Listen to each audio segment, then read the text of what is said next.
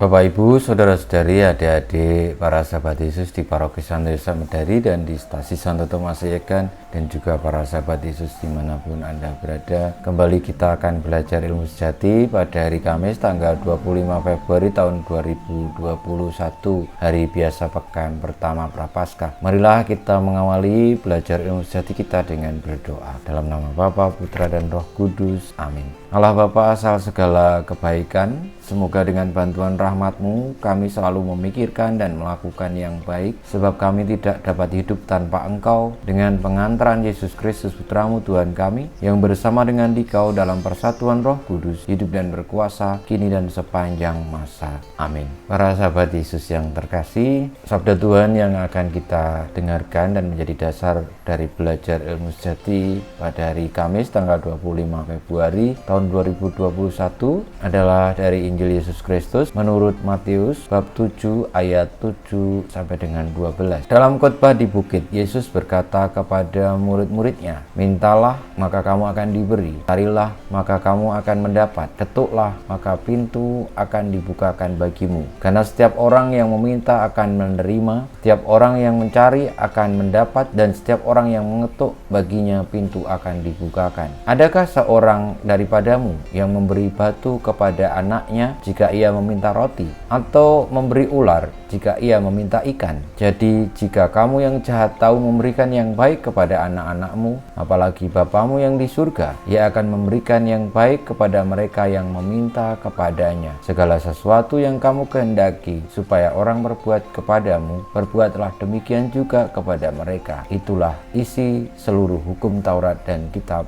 para nabi." Demikianlah Injil Tuhan kita, terpujilah Kristus. Para sahabat Yesus yang terkasih, sabda Tuhan Yesus kepada murid-muridnya yakni tentang mintalah maka kamu akan diberi, carilah maka kamu akan mendapat, ketuklah pintu maka akan dibukakan bagimu. Karena setiap orang yang meminta akan menerima, setiap orang yang mencari akan mendapat, dan setiap orang yang mengetuk baginya akan dibukakan pintu. Ini menjadi penegasan bagi kita bahwa siapapun yang memohon kepada Tuhan dengan sungguh-sungguh sepenuh hati akan mendapatkan apapun yang dimohon, karena memang yang pertama-tama bukan karena permohonan kita yang paling pokok, tetapi karena kemurahan hati Allah. Ingatlah bahwa tanpa kita mohon pun Tuhan sudah memberikan segala yang kita perlukan dalam hidup, tetapi Tuhan juga tidak menutup kemungkinan atau tidak membatasi manusia untuk memohon apa yang menjadi permintaan manusia, terutama di dalam menjalani hidup ini,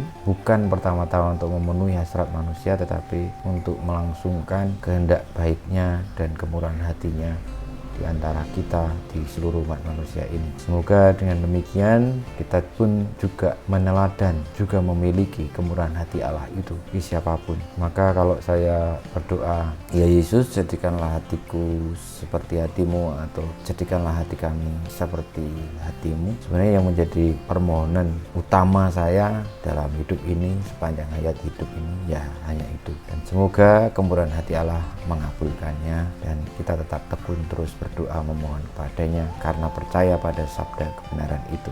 Kemuliaan kepada Bapa dan Putra dan Roh Kudus, seperti pada permulaan sekarang selalu dan panjang segala abad. Amin. Ya Yesus, jadikanlah hati kami seperti hatimu. Tuhan bersamamu dan bersama rohmu, kita semua hidup kita, perjuangan kita untuk menerima kemurahan hati Allah dan hidup bagaimana Allah yang murah hati, senantiasa dibimbing, dilindungi, diberkati oleh Allah yang Maha Kuasa, Bapa dan Putra dan Roh Kudus.